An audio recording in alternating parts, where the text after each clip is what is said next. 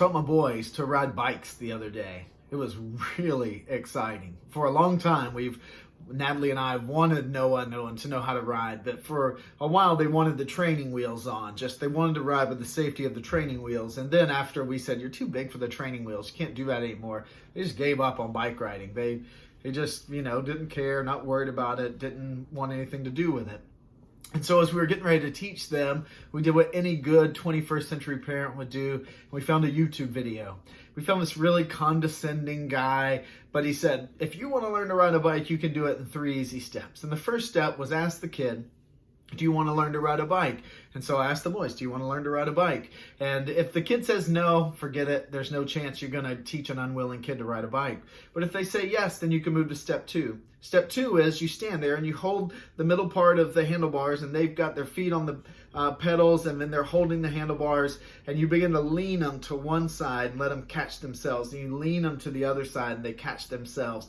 Once they get the feeling of this leaning and catching themselves and not falling, you're ready for step 3. And in step 3, I stood behind the bike. They put their hands on the handlebars and feet on the pedals, and I grabbed the seat of the bike and I pushed them.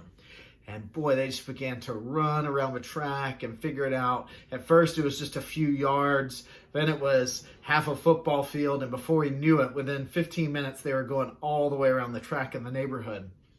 Learning to follow Jesus is the same way.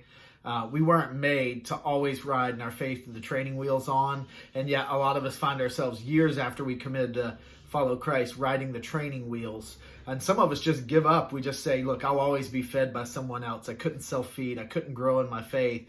And so we're experiencing less than God's best. We're not riding the bike out with the Holy Spirit of God. And so we need to ask ourselves that same 3 questions. Do you want to learn to walk with Jesus and to walk in victory and grow as a disciple?